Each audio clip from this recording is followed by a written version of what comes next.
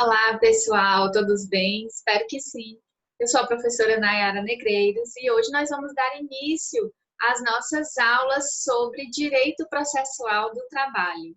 Hoje nós vamos conhecer um pouco das fontes do processo do trabalho e também quais são os principais princípios aplicáveis aqui ao processo do trabalho.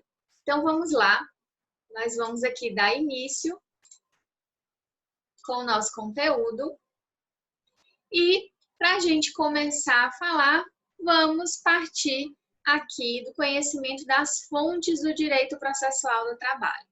Muito bem, nossas fontes, elas são divididas aqui em fontes materiais e fontes formais. Quais seriam, então, as fontes materiais e quais seriam as fontes formais do direito processual do trabalho? Primeira coisa que a gente precisa saber é que essas fontes materiais, elas emergem do próprio direito material, ou seja, ela está substancialmente contida nos fatos, né, sociais, nos fatos políticos, nos fatos econômicos, culturais e éticos, né, que envolvem aqui as questões trabalhistas. Um dos escopos aqui do direito processual do trabalho é exatamente promover a realização, né, e a concretização desse direito material do trabalho. Então, a gente vai ter o direito processual como instrumento, né, instrumento aqui de concretização do direito material do trabalho. E aí nós tivemos uma grande reforma, que foi a emenda 45, né, a emenda constitucional o número 45 de 2004, no qual a gente teve aqui uma grande transformação do artigo 114 da Constituição Federal, principalmente com o elastecimento dessas fontes materiais do direito processual do trabalho. Então, para a gente ficar com isso bem fixado, as fontes materiais do direito processual do trabalho, elas emergem do próprio direito material. E as fontes formais, o que seriam? As fontes formais, nesse caso, elas estão positivadas aqui no ordenamento jurídico, né? E aí nós vamos ter a divisão entre fontes formais diretas e fontes formais indiretas. Ainda há doutrinadores que entendem que existe também as fontes formais de explicitação. O que seria cada uma delas? As fontes formais diretas, a gente teria a própria lei aqui em sentido genérico, né? E também o costume, fazendo aqui como fonte do direito processual do trabalho. As fontes formais indiretas, a gente teria aqui a doutrina e a jurisprudência, né, também nos dando aqui subsídios aqui para a construção desse direito processual do trabalho. E as fontes formais de explicitação seriam fontes integrativas do direito processual, como, por exemplo, a analogia, princípios gerais e a própria equidade. Muito bem.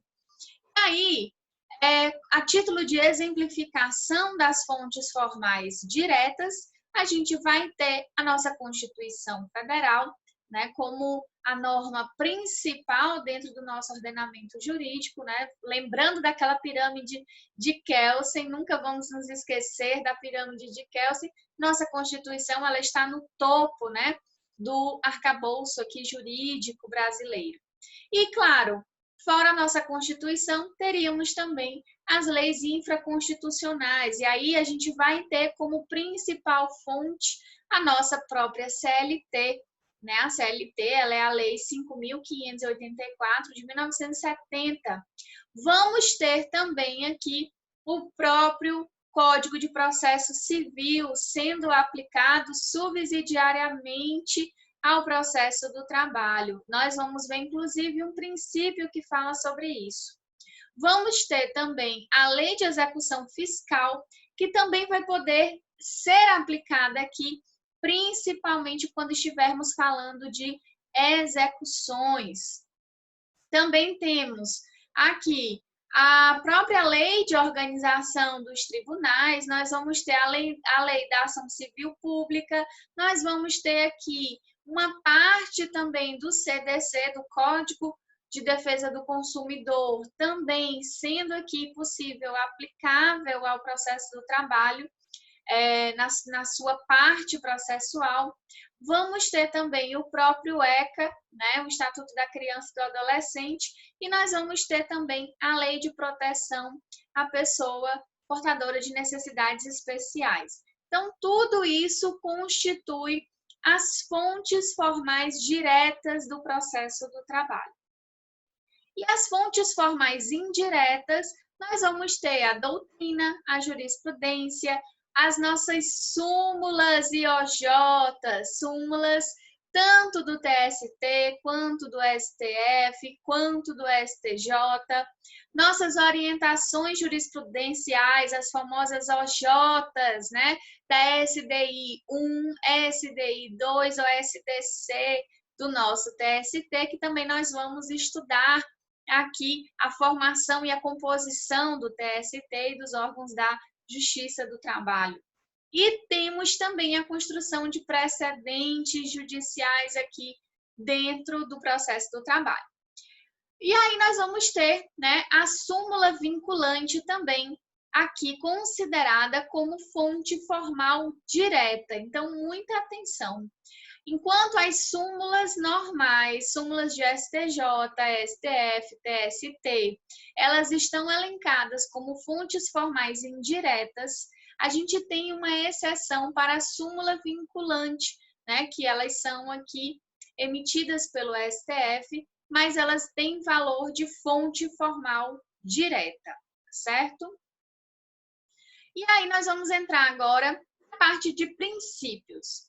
Dentro da nossa disciplina, nós vamos aqui vamos dar um foco maior para os princípios mais importantes para a sua prova. Então, claro, a gente tem um rol bem extensivo em relação a princípios. A gente poderia passar aqui 4 ou 5 aulas só falando de princípios, mas como a gente precisa otimizar o tempo, a gente vai focar nos princípios mais importantes. Isso não vai excluir que ao longo das próximas aulas a gente sempre faça aqui menção a algum princípio. Então, sobre princípios a gente vai sempre falar durante todas as aulas até o final do nosso conteúdo. E aí, por agora, a gente filtrou alguns princípios aqui mais importantes. Primeiro deles aqui, a gente vai ter como princípios que são aplicáveis tanto ao processo do trabalho quanto ao processo civil. A gente vai ter o princípio do dispositivo ou da demanda. Está lá no artigo 2º do CPC. O artigo 2º do CPC, ele é bem curioso, porque no caput a gente vai ter a caracterização de 2 princípios. Na primeira parte, a gente vai ter aqui a caracterização do princípio do dispositivo ou da demanda. Já na segunda parte, a gente vai ter a configuração do princípio do inquisitivo ou impulso oficial, que a gente vai já conhecer. Então, falando sobre o princípio do dispositivo da demanda, seu outro nome é o princípio da inércia, mas muito cuidado. Princípio da inércia fica muito fácil você identificar. Porém, a prova, ela gosta sempre de complicar, né, a vida do candidato, a vida do aluno. Por isso, tenha familiaridade com essas nomenclaturas. Essas nomenclaturas que são menos comuns, porque é exatamente o que a prova vai exigir de você. Princípio do dispositivo ou da demanda, a gente vai ter aqui o princípio da inércia da jurisdição, ou seja, o processo começa por iniciativa da parte. Então, esse princípio está nos falando que o juiz ele não pode começar o processo de ofício, ele precisa ser provocado. Então, a gente precisa ter uma provocação da jurisdição para que exista a efetiva entrega da tutela aqui jurídica, né, ao processo, a essa demanda. Então, a parte precisa provocar aqui o judiciário. E aí, a gente, claro, tem exceção, né? Exceção dentro do processo do trabalho é a própria execução. O que acontece?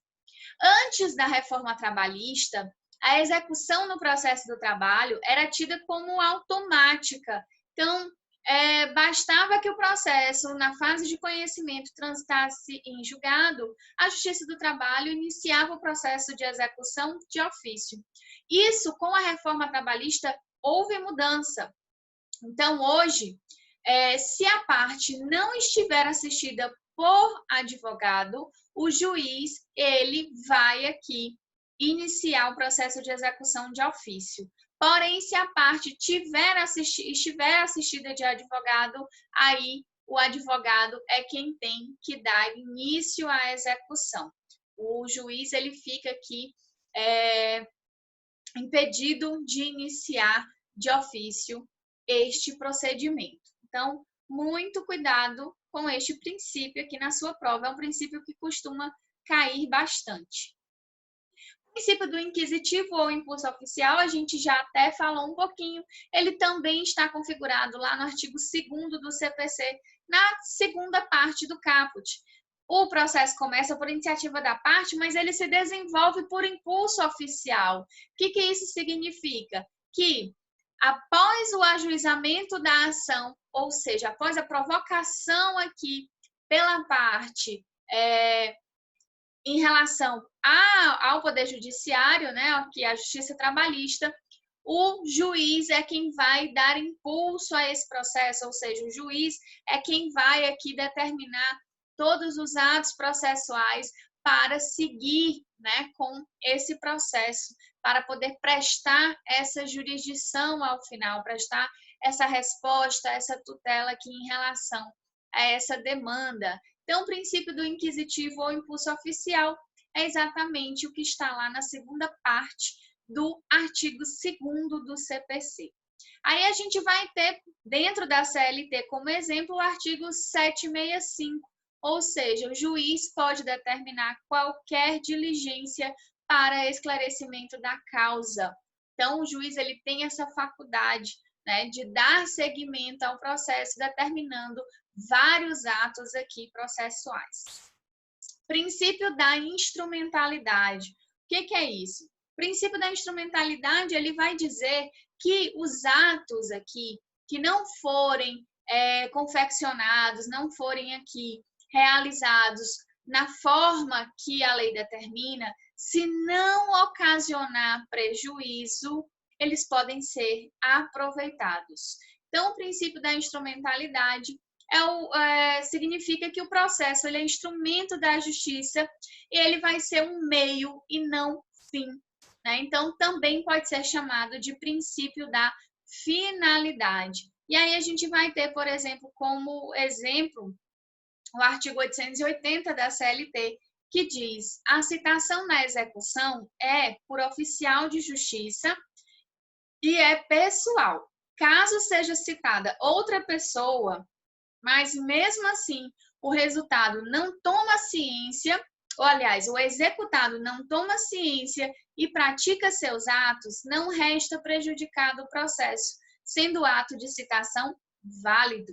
E aí, o nosso querido Carlos Henrique Bezerra Leite, né, nosso doutrinador aqui, bastante relevante dentro do mundo do direito do trabalho e processo do trabalho, prescreve.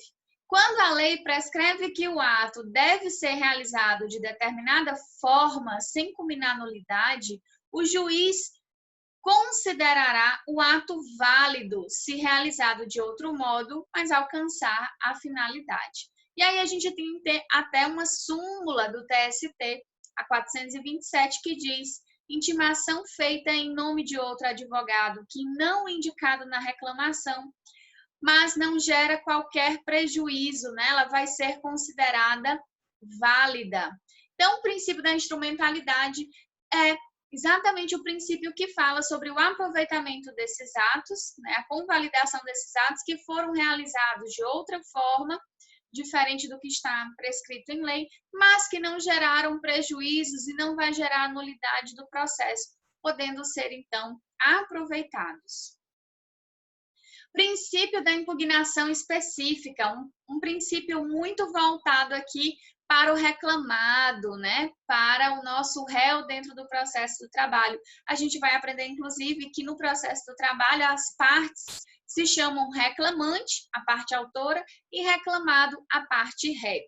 Muito bem, princípio da impugnação específica quer dizer aqui que cabe ao réu, ao nosso reclamado, impugnar na sua contestação todos os pontos da reclamação trabalhista, sob pena de presunção de veracidade quanto aos fatos, ou seja, se na reclamação trabalhista do reclamante tem 10 pedidos, o reclamado, pelo princípio da impugnação específica, tem que impugnar todos os pedidos sob pena de veracidade aqui dos fatos, ou seja, o juiz pode entender que se ele não impugnou é porque ele está aqui concordando com aquele pedido. Então, muito cuidado, você futuro advogado, quando você estiver com a sua carteirinha na mão e você estiver diante aqui de uma contestação, faça a impugnação de todos os pedidos da reclamação trabalhista. E aí a gente vai ter uma exceção que vai estar constante lá no artigo 302 do CPC, que fala, mesmo na ausência de impugnação específica desses pedidos, não ocorrerá a presunção de veracidade. Se, quanto ao fato, não for admissível confissão, ou seja, se aquele fato, aquele pedido que está na reclamação trabalhista, não caberia à confissão. Se a petição inicial não estiver acompanhada de instrumento que a lei considera da substância do ato, ou seja, determinado pedido necessitaria obrigatoriamente de algum documento, de alguma prova, de algum instrumento, porém o reclamante não juntou. Então, o juiz aqui, neste caso, pode desconsiderar caso o reclamado não tenha impugnado esse pedido. Quando estiver em contradição com a defesa no seu conjunto, ou seja, durante a reclamação trabalhista, ele diz várias vezes que o autor aqui, o reclamante, entrava às 8 da manhã e saía aqui às 18 horas, não fazia hora extra. E lá nos pedidos ele pede hora extra. Então, esse pedido está totalmente contraditório com os fatos que foram narrados na própria reclamação. Então, se o reclamado, o réu aqui no caso, não impugnar este pedido de horas extras, o juiz ele pode desconsiderar a presunção de veracidade.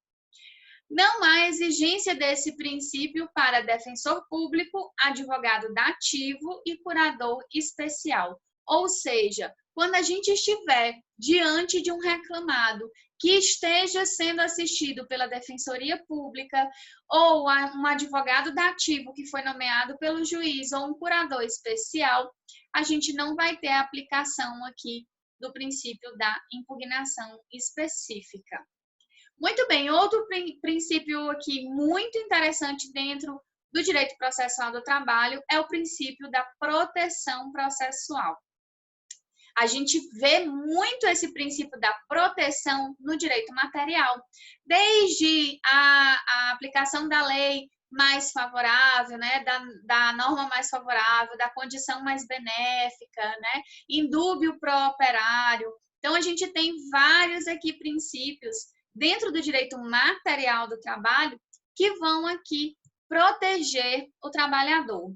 Já na nossa relação processual, a gente também tem um princípio, né, que protege a parte hipossuficiente, ou seja, o trabalhador aqui nessa relação, e é o princípio da proteção processual, porque ele tem como finalidade compensar as desigualdades. Então, ele tenta aqui proteger o empregado. E aí, por exemplo, um dos exemplos que a gente pode dar neste caso é quando da ausência do reclamante na audiência inaugural. A ausência do reclamante na audiência inaugural só vai gerar o arquivamento. Lá na parte de audiências, a gente vai ver que agora com a reforma trabalhista tem uma consequência, mas pelo menos só gera o arquivamento. E se o reclamado aqui faltar na audiência inaugural, vai gerar confissão ficta em relação aqui aos fatos e à revelia. Então, percebam que a norma processual trabalhista, ela trata de forma diferente, né? Aqui os polos da relação processual no direito processual do trabalho. Princípio da estabilidade da lide, um princípio bastante interessante e que vai gerar até um pouco de, na verdade, vai exigir de você um pouco de atenção. Por quê? Porque o princípio da estabilidade da lide, ele visa aqui estabilizar essa relação processual, ou seja, impedir que tenha a modificação em relação aos pedidos, né? O CPC, ele traz aqui uma normatização, mas essa normatização, ela não consegue ser aplicada para a nossa relação processual dentro da Justiça do Trabalho. Vamos ver o que o CPC traz. No CPC, o artigo 329, inciso 1º, fala o seguinte: até a citação, a alteração da petição inicial é livre.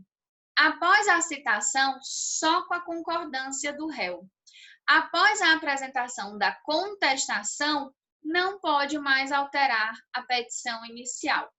E aí, a gente vai ver que a processualística é diferente dentro do CPC e da nossa CLT. Por quê? No CPC, quando o autor ingressa com a ação, a justiça ela vai citar o réu e vai conceder prazo de 15 dias para o oferecimento da contestação.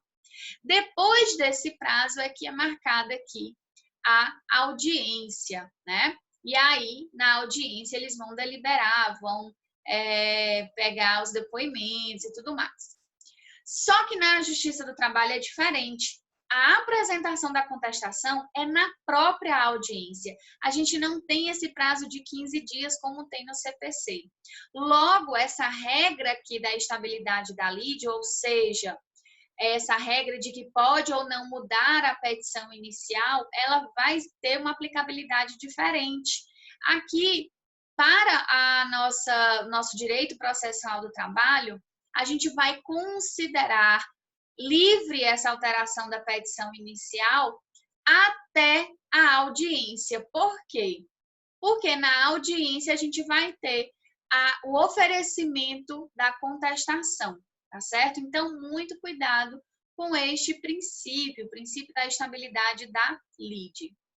Princípio da eventualidade também é um princípio voltado para o reclamado, para o réu. Ou seja, aqui o reclamado deve alegar toda a sua matéria de defesa e de interesse no primeiro momento que tiver que falar aos autos. Então, o que isso significa? Na sua contestação, o reclamado ele deve trazer toda a sua matéria de interesse, ou seja, tudo que ele puder alegar, desde preliminares, prejudiciais de mérito e impugnar todos os pedidos, ele deve fazer neste primeiro momento que ele está se expressando dentro da relação processual, que é através da contestação. Sob pena de quê? Sob pena de preclusão. E aí a gente vai falar do princípio da preclusão agora. Porque no 278 do CPC, a gente vai ter a nulidade dos atos deve ser alegada na primeira oportunidade em que couber falar nos autos sob pena de preclusão. Não se aplica a nulidade que o juiz deve decretar de ofício. O que esse 278 está nos dizendo? As nulidades, inclusive, elas podem ser aqui, na verdade, elas são matérias aqui para ser alegadas na contestação. Então, isso é um exemplo de princípio da eventualidade juntamente com o princípio da preclusão. Se o reclamado tinha uma nulidade para alegar e não alegou no momento da contestação, ele perde essa oportunidade, ou seja, preclui aqui o direito dele a alegar. Claro, as nulidades que podem ser conhecidas de ofício pelo juiz não vão gerar nulidade absoluta, tá tá certo? Muito bem.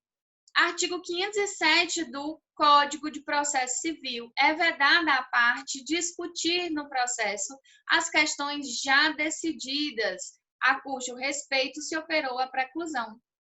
Ou seja, aqui está dizendo o CPC que, passado o momento de ter alegado a determinada matéria e precluiu aqui esse direito de alegar, não pode no futuro, em outro momento posterior, essa parte querer voltar a falar dessa matéria. Por quê? Porque ele perdeu o direito, ou seja, precluiu o seu direito aqui de alegá-la.